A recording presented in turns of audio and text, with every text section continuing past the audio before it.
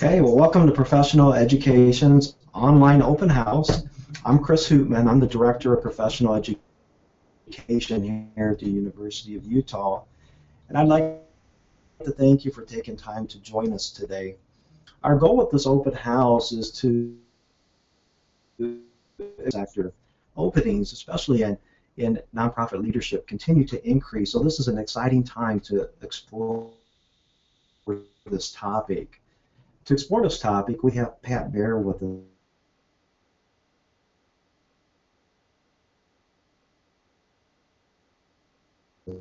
us today.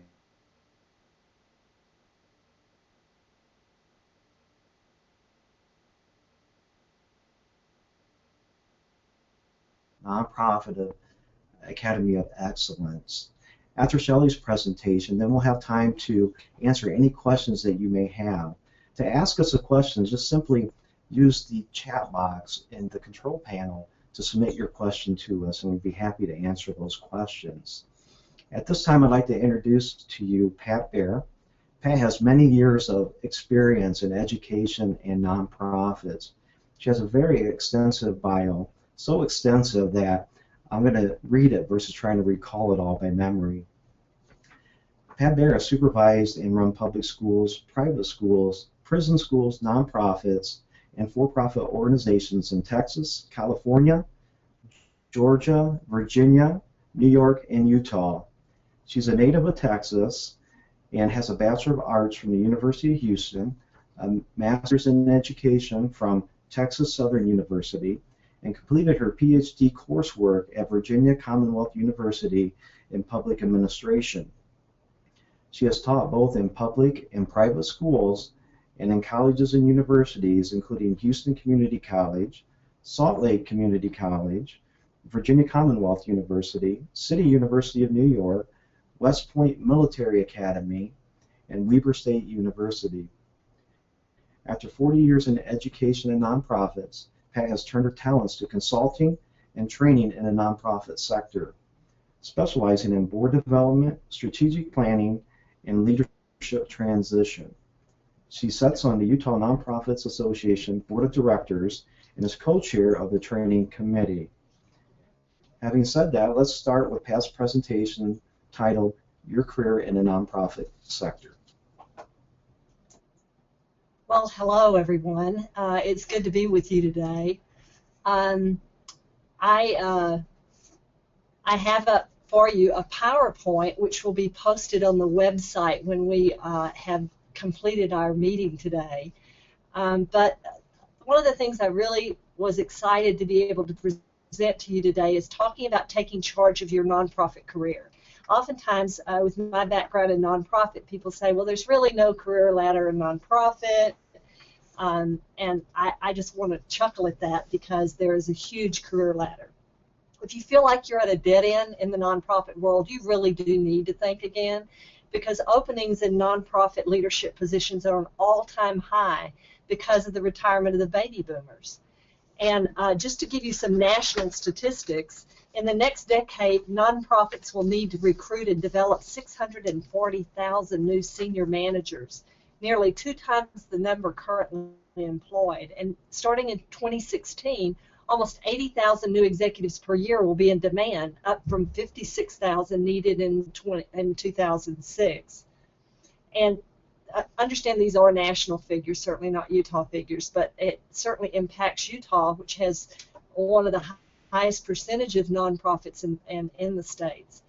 Skilled executives in operations, finance, human resources, marketing, development, and communications will be in demand. So don't just be thinking, oh, I don't want to be an executive director.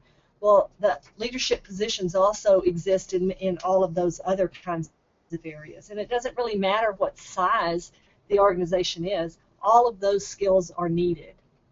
So how can you build a career ladder to capitalize on these opportunities? I want to take you through a few steps that I think will help you sort of clarify how to put that all together. The first thing you need to do is really assess where you are now. Are you slam dunking your current position? You need to make sure that you are, if you are in the nonprofit world or even in the not-for-profit world, um, that it's more than a job what you're doing. You will be known in the industry by the work that you do. So make sure that you are the go-to person, that you're the person that people say, oh, you want to know about that, then you need to talk to, and that would be you. So a lot of people say, yeah, I'm not crazy about the position I'm in right now. I'd really rather be in this other position. Nonetheless, think of it as preparing yourself for that next step, because that's how you move forward, by being quite good at what you're currently doing. Step 2, you really need to be very, very clear about your strengths and weaknesses. You need to utilize your current and past job descriptions and evaluations to determine what those are. You need to keep a journal of your successes and your challenges, because we always think, oh, well, I'll remember that project that I did, but when the time comes when you're trying to present yourself, you will forget those things. So keep a career ladder journal that says I worked on this project and these were the outcomes, etc. And you can also put your challenges in there. Gee, I didn't know enough about grants management or volunteer management, and it would have been great if I'd known more about that. We would have been more successful, because that'll help you determine, hey, that's where I need to kind of look. It's also really a lot of fun to use assessment tools to determine your interests, your personality, your behavior, your leadership style. And some of these are like the Campbell Interest Skill Survey, the Career Ladder DISC. The Myers-Briggs type is a fun one to take. Skills Can is a great one. And if you haven't looked at or have a copy of What Color is Your Parachute as you're thinking about your career ladder, then you need to go to those. I have a list of references that will be in this PowerPoint that will be available to you on the website, so you can look at those. And I have a reference online where you can get those assessments and look at those. So use those assessments to really determine how, who are you? Make sure that you know that. Then use all of this pertinent information in your CV, in your resume. Make sure that you list that you've worked on these kinds of projects, that you've taken assessments to determine that these are your strengths and this is your style and these are your interests. And then put together about a 2-sentence description of yourself, and use this description so that you can use this backup information that you have. I always tell people that you should be able in 2 sentences to say, hi, I'm Pat Bear. I'm a great communicator. I have over 40 years experience in the profit and nonprofit world. And one thing that I really like to do is step into a job, take charge, and help people maximize their potential. Well, if you're interviewing me or talking to me, then I've just laid open to you lots of places where you can ask me questions, and now I can use all this backup information that I already have about my skills that I can really present myself. So I think that's one of the best things that you can do for yourself, is sort of have your little 2-sentence introduction to, here's who I am, here's what you can take to the bank. Step 3, you need to devise a plan. Oftentimes in nonprofits, I work with individuals who are just sort of stumbling through their career, just, well, whatever happens, happens, and they don't really have a plan in mind. So you need to ask yourself, how can you increase your skills and visibility at your current job? And what skills do you need to enhance? First of all, you need to volunteer to help with short-term projects with individuals who have skills that you want to learn. One of the most useful skills in any nonprofit is at least understanding grants management. How does that all work at the federal level, at the state level, at the local level? What does it take if you've got a grant to be able to manage that grant? And you may know one little piece of that, the financial piece or the program piece, etc. But you need to make sure that you expand so that you understand all of the aspects of that. So volunteer for a short-term project with someone who can teach you that. Second of all, shadow someone who has skills that you really admire. Perhaps it's good staff management skills. them say, can I sit in when you advise this person, or can I sit in on the staff meeting and watch how you do that? Because that's a great inexpensive, free way to sort of be able to shadow and learn those skills. Thirdly, of course, is education. And obviously we're here with the Professional Education Department of the University of Utah, and we're going to talk a lot about the Nonprofit Academy. I can't overemphasize how wonderful this academy is and how they will really fine-tune your skills. There's the Utah Nonprofit Association. Your organization, if you're not in a nonprofit, should already be a member, and they have very inexpensive, specific basic skills trainings that usually last a few hours, a half a day to a day, and are definitely worth your time and investment. Make sure that you understand what the associations are within your career path, whether you're in the finance field or the executive directive field, etc. But there's always workshops and conferences, etc. So to increase your skills and abilities, see if your organization won't pay or if there's scholarships so that you can get that training. But folks, devise a plan, figure it out, say, okay, I know I'm great at this, I need to strengthen this, so now what's my plan? Where am I going and how am I going to get there? Step 4 is so exceedingly important, and that's network, network, network. It's like the real estate folks say, location, location, location. No, I'm telling you, career building is network, network, network. I will tell you that 80% of career positions are filled through who you know, because they know what you can do and what you know, and that you've proven that on the job. So don't just think about, well, okay, I'm in the social service field of nonprofits. Don't just network there, but network within the entire nonprofit industry, because your skills in nonprofit aren't just about this one field. Nonprofit skills span the entire width of nonprofits.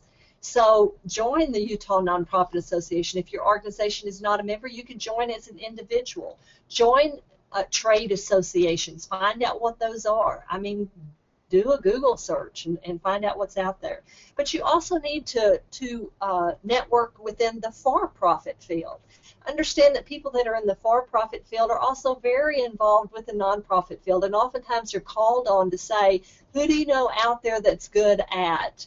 And when you've networked with those folks, they can say, hey, I just met somebody who, I'm constantly called on as people say, who do you know that's out there that could fill this position, etc. And within your circle of influence, you'd be surprised who Grandma knows. It's amazing. My son called. He's has a sideline. He works in the advertising photography field, and they had put together a presentation for Skull Candy and are having a hard time getting to who they need to. And he called me and said, Mom, Skull Candy started out of Utah. Who do you know? And it just so happened I know one of their funding angels. So, I mean, it's amazing. My son understands his mom has a lot of connections. But, you know, at dinner on Sunday, talk to your aunts and uncles and cousins and find out who they know and let them know. Oftentimes, the people in our family and our closest friends don't realize how skilled we are and what it is we do on our job, and that we're looking to build a career ladder. Bring that up over turkey dinner, folks, because it's amazing when folks can say, oh, well, so-and-so the other day at the bridge game or at church or whatever mentioned that they were looking for. So network, network, network within the industry, within the profit industry, with your circle of influence. Okay, let's go next. Okay, your step 5. You need to develop 1 or 2 mentors. You know, us old broads and old fellows that are the baby boomers and that are stepping out now from both the profit and nonprofit world, we love to guide, to teach, to help. And so you need to take advantage of the knowledge that you can gain from those baby boomers who've been there, done that. That's why you need to network. You can begin looking around and go, wow, I could learn so much from this individual. And then directly ask them, would you be willing to mentor me? And what that means is that maybe once a month you go to lunch or you meet after work for a treat. And when you meet with that individual, you need to have an agenda in mind to say, talk to me about grants management, talk to me about the nonprofit world, talk to me about how I can do this thing. Because those of us who've been in the industry for a long time, that have sort of, as I said, been there, done that, we can share a lot. We love to talk. We love to talk about how we did it and how we suggest that you might do it. If you're facing a difficult project or a particular challenge, ask your mentor, give me some advice how to approach this. I just got an email this last week from a young woman that I mentor who said, hey, I'm switching jobs and I'm kind of uneasy about this. Can we meet for lunch? Well, I know what she wants to talk about. She wants to talk about what's the first thing I do when I go to this new job? How do I, make a place for myself? So think about that. Develop one or two mentors that you meet with regularly that can encourage you, that can say you're on the right track, or maybe you need to do this a little bit differently. It'll be a real advantage for you. And trust me, I'm a mentor to several young people, and it's a joy. So don't overlook doing that. Sometimes I will also tell you that in the mentoring relationship it doesn't work out, and so you can ask that person, who else do you know that might be able to help me, and you can move along. Sometimes you're kind of like mentored out. I've had a couple of individuals that I've said, I've sort of shared with you all that I can, and perhaps you need to look for a mentor that's more skilled in another area. So realize that can happen. Step 6 is one that I can't begin to tell you is probably I should have put as number 1, and that's invest in yourself.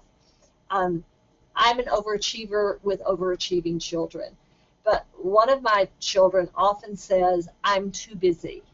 There's no way I can do that, Mom. I'm just so busy. Well, I've got to tell you, folks, we're all busy. We all seem to fill up our day with more things than we actually can accomplish. But if you are not organizing your time and priorities to increase your skills and knowledge with the goal of preparing for the next opportunity in your career field, then you're shortchanging yourself. If you're taking care of everybody else, everything on your job, everybody at your house, everybody in your church, but you're not taking care of you and where you're going, then you are making a huge mistake. I always ask people, in a year from now, where are you going to be? In a year from now, what skills and abilities will you have enhanced or developed? Or is it just going to be 12 months later and you're going to be in exactly the same place? You need to be very specific with what you're going to do with your time and how you're going to do it. The other thing that I often advise individuals of is please learn how to ask for help. Ask your children, ask your spouse, ask Aunt Mabel if she won't come over every Thursday because you're going to a class. She's going to be delighted that she gets to come over, and with my mom, she would come and teach my child how to play poker. It's one of the greatest gifts she probably ever gave him. Among many others. But I'm just saying, don't think that belittles you to ask for help. I don't know about you, but when somebody asks for my help, I'm complimented. Well, thank you so much. Maybe I can do it or not, but you think that I'm valuable enough to help you. So please don't see it as, oh, I couldn't possibly ask people for help. They're so busy. Oh, please, let them decide that. So organize your time, organize your priorities right now, and decide what's your plan. And a year from now, what skills have you enhanced or have you increased?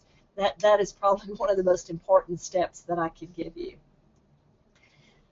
Step 7, it's be open to all possibilities. As you begin to network and develop mentors, etc., people often ask me, well, how did you end up doing all of these things? Was that really in your plan? And I would have to tell you that except for my education, that certainly was in my plan. Developing my skills and abilities, that was in my plan. But my career positions, are you kidding me? There is no way I would have ever told you at the beginning of my career that one day I'd be running 43 prison schools in Virginia.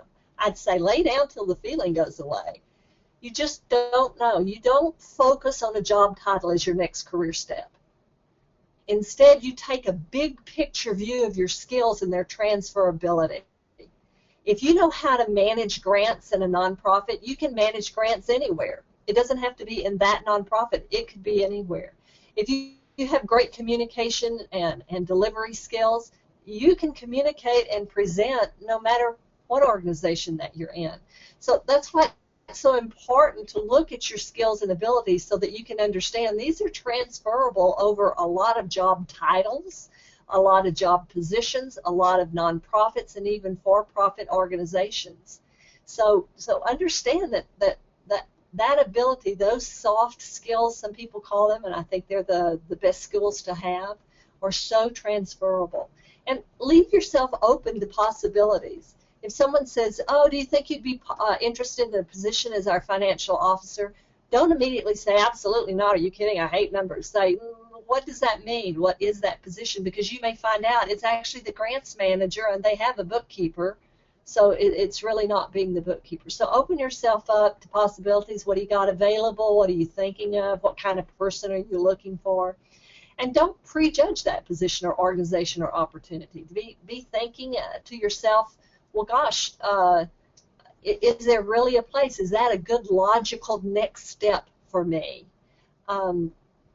Once again, talk to your network. Talk to your mentors. Does this make sense? Why would this be a good move for me? Should I even go for this? The other thing that I have to tell you is that oftentimes going for a position, you may find out after you've gotten into interviewing, etc., it's not for you. Still go ahead and interview, because that is another wonderful way to network. People know that you're looking, that you're open to possibilities. And I would have to say that for probably 30 to 40% of my positions that I've had because the individuals have said, you're not right for this position in our organization, but we would like to have you in order to do this other position that's coming up or is open now, etc. So oftentimes the very organization has moved me from applying for one position to applying to another because they recognize that the match was better. So put it out there. Let people know that you're interested in moving along. Oftentimes people say being open to possibilities seems disloyal to the current position that I'm in.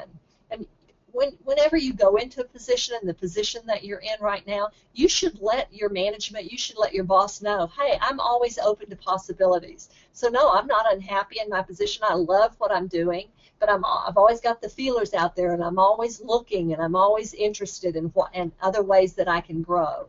So that they're not blindsided to say, yeah, you're not happy here, you're looking at other things. No, I love it here. I'm just keeping the feelers out, keeping the possibilities open. Good managers, good leaders understand that, because that's exactly what they're doing. Here's a list of references that I'll just touch on a little bit here so that you'll sort of know why they're valuable. And once again, this PowerPoint and these references will be on the website so that you don't have to scurry right now and write everything down. Bridgespan.org is a great website for you to be aware of. They have articles listed there on any area of nonprofit leadership or management or those kinds of things that also will lead you to other references, etc. So that's a great little reference to have in your back pocket. I already talked about the assessments. The Campbell Interest and Skills Survey is a very, very interesting survey to take. Oftentimes they give this survey to graduating high school kids or to college kids to find out, I don't know what to major in, etc. But I find that as I've gone along in my career, I frequently go back to the Campbell because our interests do change and our skills do change, and that helps sort of go along with that. The Career Leader Disc is also another great assessment. The Myers-Briggs Type Indicator, there was a time when that was really quite the thing. People would go around talking Myers-Briggs and, what type are you, and are you innovative, extroverted, whatever. But I think it does kind of help clear things up, that when you say, hey, I've got a stumbling block here, when you can kind of look at the way that your type, the way you approach information, then this is a great way to say, okay, so that's sort of my extrovert coming out, and maybe I am railroading people a little bit. And my mom always teased me that she thinks that I got vaccinated with a phonograph needle because I am a talker. So that's an area where I have to kind of watch both positively and negatively. Nonprofitabout.com is also another great place, a reference place to find out information and particular things about nonprofit. SkillScan is also another assessment tool that's very, very helpful. The Stanford Social Innovation Review is rather scholarly and academic, but it lets you know on a broad base what's going on in the nonprofit industry, and that's something that you really need to make sure that you're an expert in your field. The OsborneGroup.com is another area where you can kind of keep apprised of what's going on nationally as well as locally. The UtahNonprofits.org, one of my favorite groups, needless to say. You need to be a member. You need to check their website occasionally, see what training's going on, and they really reach out across the state. And then finally, Job Hunter's Bible really is what color is your parachute, because it kind of helps you pull all of those things together. So these references, as I say, in my PowerPoint will be on the website, as well as my contact information. Feel free to contact me, email me, whatever, with any other kinds of things. Those of you who might have questions about my presentation, etc., please just type those in, and we will be addressing questions at the end. Any questions that we don't happen to be able to get to, then we will be responding to and emailing out. So we'll make sure that everybody's needs are met. Thank you so much for this opportunity for me to sort of give you a little nudge as it relates to building your career ladder in nonprofits. You know, the sky really is the limit, and I encourage you to take charge of your career, develop a plan, network, and get some mentors. Thank you so much, and I'm going to turn it back now to Shelley.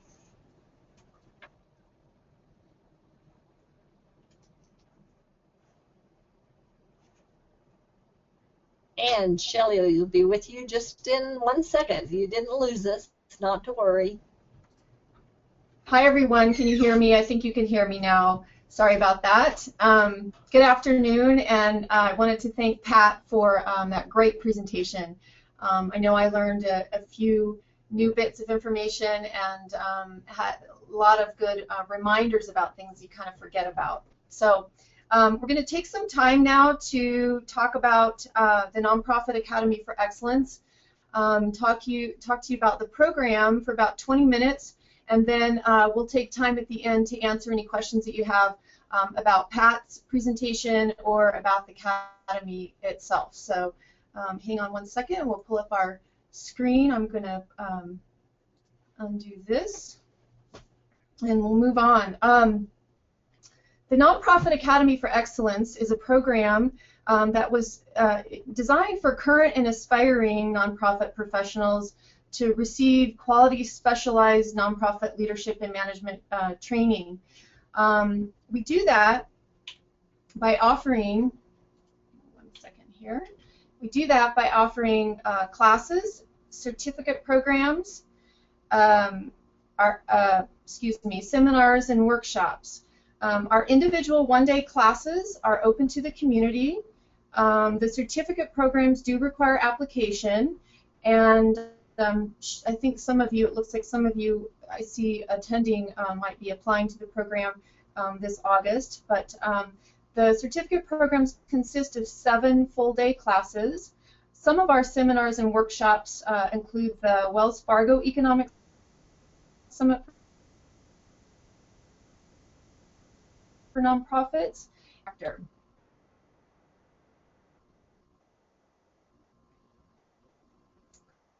Collaboration with, as Pat was mentioning, the Utah Nonprofits Association, major organization here for nonprofits in the state, the Utah Society of Fundraisers, and an advisory committee of distinguished representatives from the nonprofit sector. It really was developed in response to community feedback about the need for formal management training. Many nonprofit professionals had stated that they had to learn their jobs by the seat of their pants and often through trial and error. This issue of helping nonprofit professionals better lead and manage their nonprofit organizations has been of growing interest for some time now. And there are, in fact, several contemporary trends that have put a premium on skillful management of these organizations. You can kind of see there, many of you may be familiar and know, especially through our economic downturn, that there is increasing reliance on nonprofits to deliver public services. Some of these first two kind of go hand in hand. Cutbacks and uncertainties in government funding, increased skepticism over the performance and integrity of nonprofits. That's unfortunate that maybe one nonprofit can kind of create a bad rep for the rest of us. Increased competition and sophistication in charitable fundraising, increased interaction between nonprofits and for-profit organizations, and there is now, as many of you are aware, growing commercial orientation, which is called social entrepreneurship among nonprofits. You may be familiar with this term, capacity building. It's been a popular term, and it can be defined simply as the ability of nonprofit orgs to fulfill their missions in an effective manner. It's especially important for nonprofits, as most are small and possess, as you know, limited resources to meet the challenges and critical issues they address. It's something that funders really pay close attention to. Those orgs who engage in management training have a higher success in garnering funding because it demonstrates a continuous effort to improve organizational capacity. An interest in organizational capacity demonstrates commitment and strategic vision by organizations. So as nonprofits are unique entities, they also have unique management, funding, human resources, and finance issues.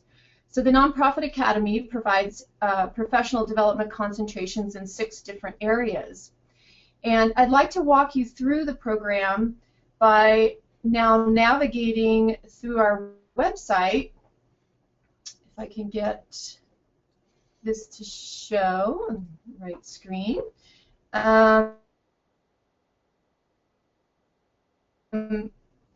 Actually find out information about our program. So this is actually the professional education main landing page, and if you do get to this spot, you can easily get to the Nonprofit Academy page by clicking here on the nonprofit icon. And this is our Nonprofit Academy main landing page. So to learn more about the individual certificates and the classes required, we'll kind of walk through process that you might explore on the web. Click on certificate programs here in the middle of the page, and you can kind of see the different certificate tracks. If I click in here to financial management, I can see the classes that are required and those that are electives, and a basic description of what I'll learn in this certificate. The classes in the Nonprofit Academy are taught by nonprofit professionals like Pat Baer, many of whom happen to also be faculty here at the U. They're experts in the topics they teach. You can learn more about our individual instructors by clicking on a specific class, and I'll kind of do that here for foundations. And then it looks like Dr. Nancy Basinger is teaching our foundations class, so I'll click on her name and you can learn a little bit about her background. So take us back here to the certificate page. Let's see. So I wanted to kind of show you, for those, to obtain a Nonprofit Academy certificate, you must formally apply and be admitted to the program. We're currently accepting applications to begin fall term. The deadline is August 30th. And you can apply directly online by clicking on this link. Students are notified within 2 weeks of the application deadline of acceptance. I'm going to go through here and show you. Here's the application page, the form itself.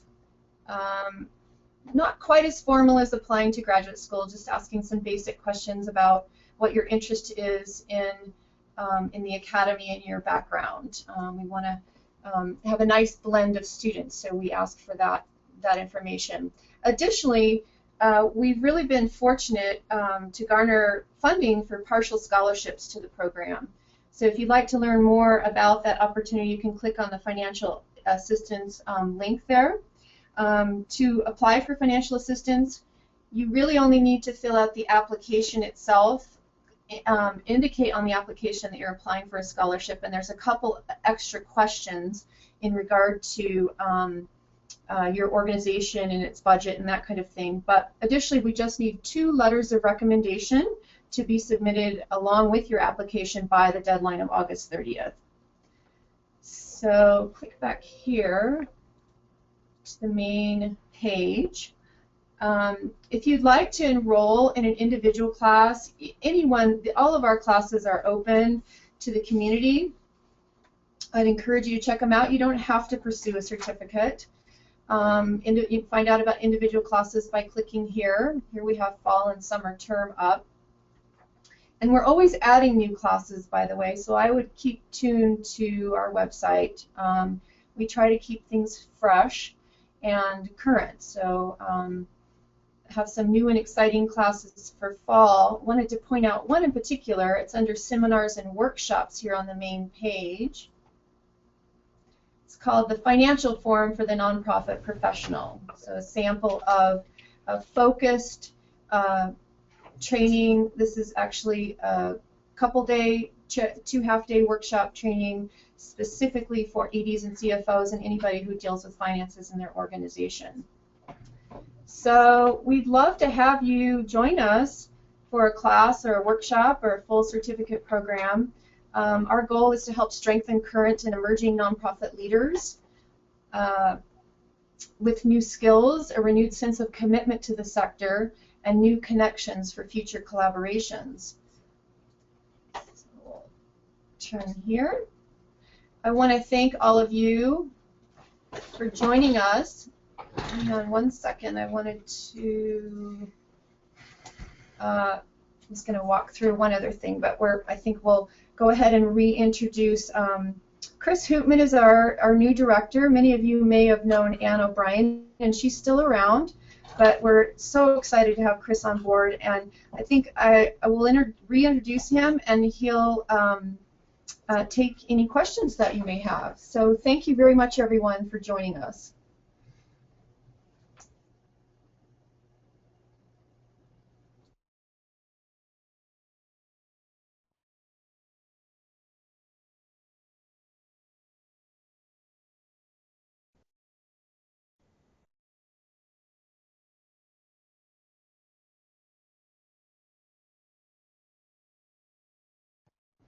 Chris, looks like we can't hear you. Just wondering if can try again.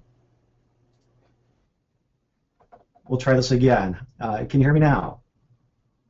Okay, great. Thank you, Shelley. I appreciate that. We're going to take some time right now to answer any questions that you might have. So as I mentioned during the introduction, if you have a question, just use your chat box there on your control panel to type your question and send to us. So we'll keep this open for a few minutes and have a time to field the questions that you may have, and we'll take it from there.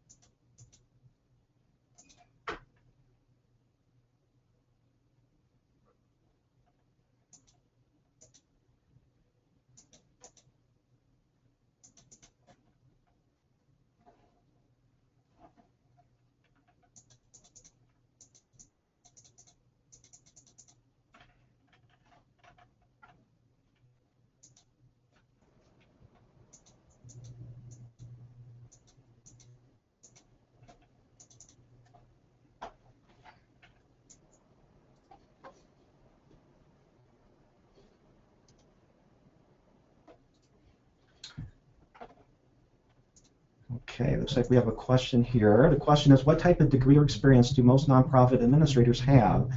And the second part to that question is, do you believe a specific degree is required? Pat, would you be able to answer that question? Well, I'll have to tell you that generally speaking, you'll see the social sciences degrees are looked at quite a bit. But of course, there are degrees in public administration, etc.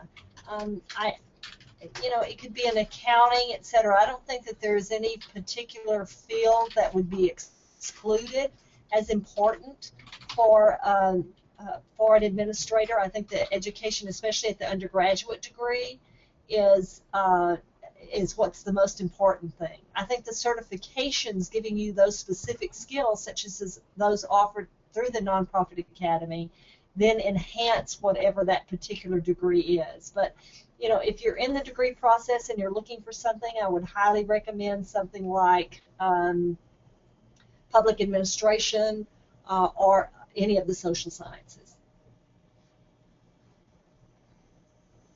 Great, thank you, Pat. We have another question that came in from Lizzie. She has a question regarding where the classes are held. Shelley, could you provide some information regarding that?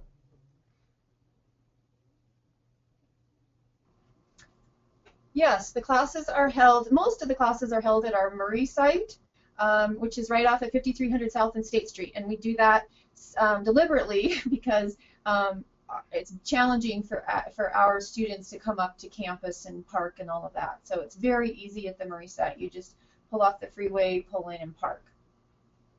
Thank you. Great, thanks, Shelley. And we have another one for you, Shelley. Samantha wrote, great presentation today. Thanks, Chris, Shelley, and Pat. I'm wondering if there is a limit to the number of applicants accepted each semester to the program. Yes, there is in fact a limit. We try to limit it to 40 students so that the quality is there for everyone. The first year that we started this program, the first fall of 2007, we actually had double the number of applicants that we anticipated and had to turn away some people and shift others to a different term. So it does happen, we like to have, as I mentioned, a nice mix of folks. So we have some higher level and some mid-level and then some entry-level people and maybe even people just making a career change to the nonprofit sector. That makes for a nice mix of learning in the classroom. Great, thanks, Shelley. Pat, I have another question for you. We have an individual that states that she works on academia, mainly doing research and teaching at college level. Lately, she's been thinking about switching careers and focus her efforts on the nonprofit sector. How challenging can that be to do something like that?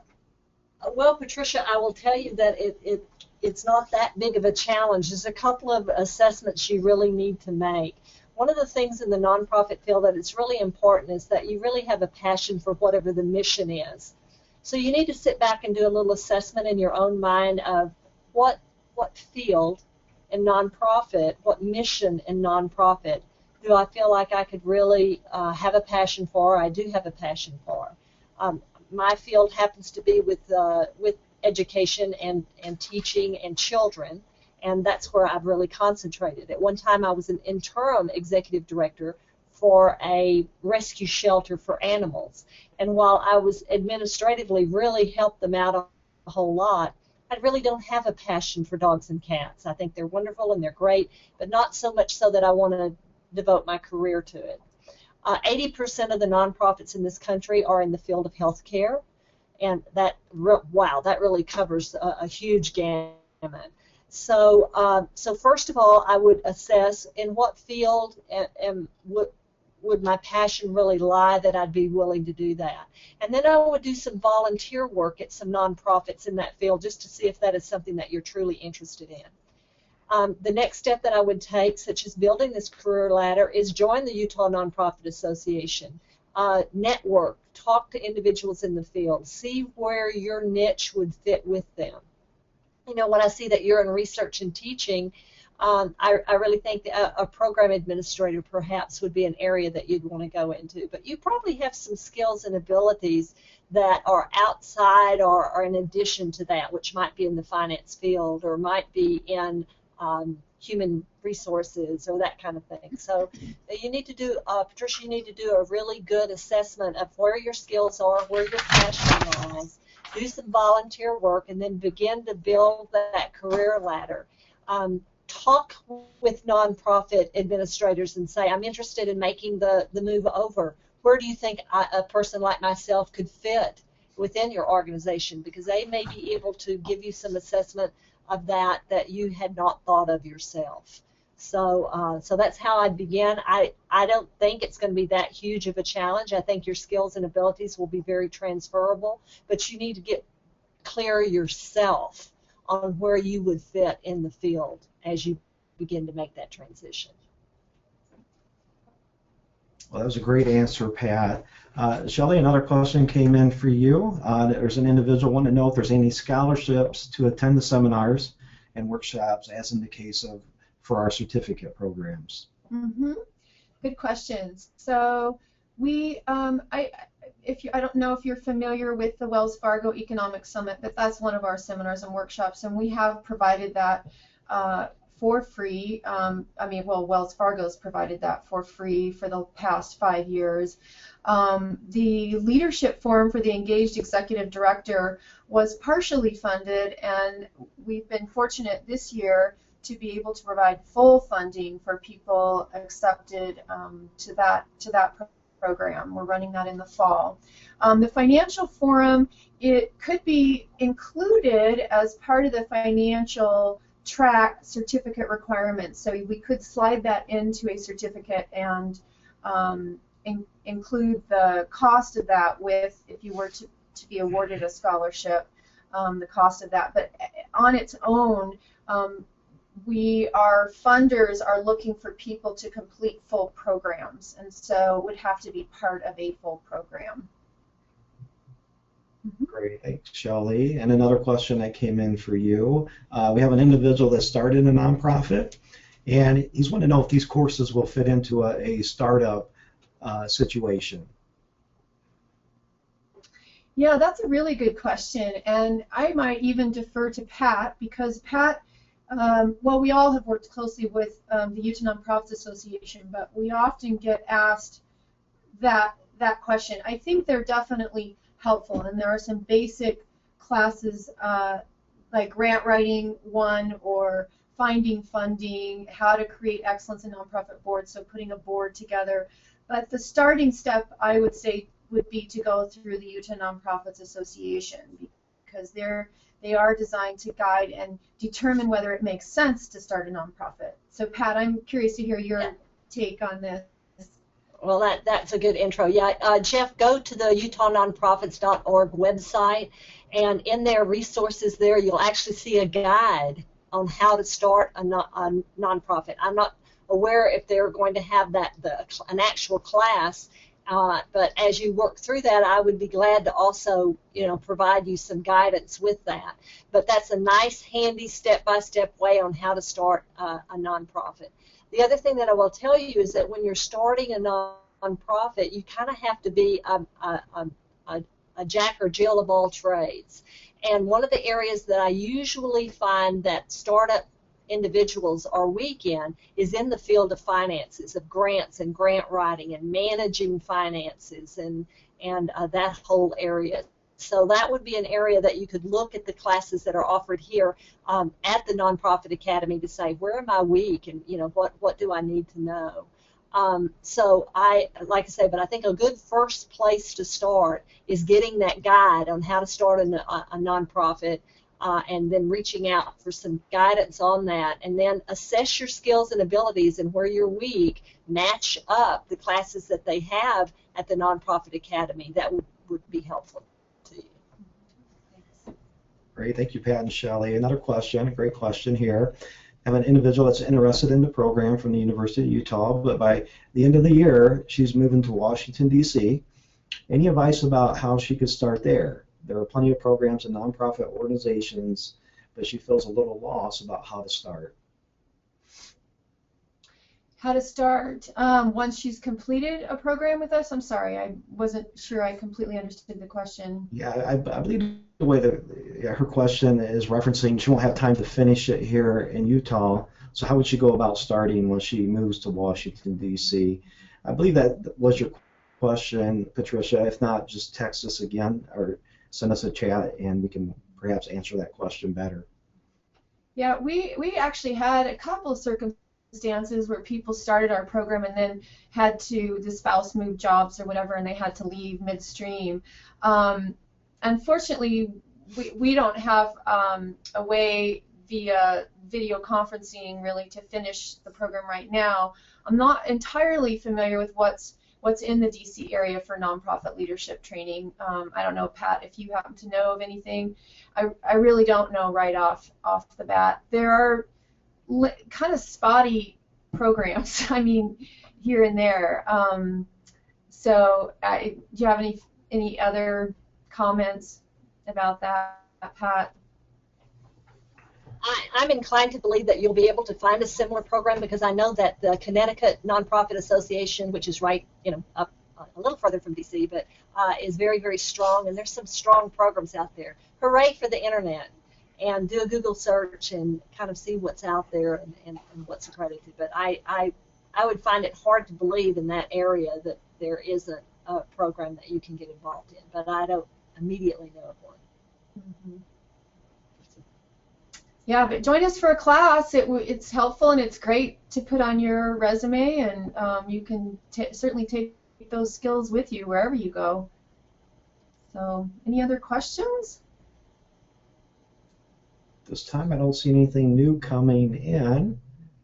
And to be respectful of everyone's time, I think we'll wrap up this open house. If there are any additional questions, as you should be able to see on the screen, our contact information is there, our phone number, our web address, and our email. In addition, we're capturing all these questions through the webinar. And if a question comes in after we end, we'll be certain to get back to you and answer those questions.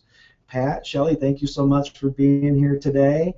Being new to the university, I found it very, very beneficial and enjoyed the topic and enjoyed your time. Thanks again. I appreciate everybody coming and attending and being part of this. Yeah, thank you, everyone. Thank you. Thanks.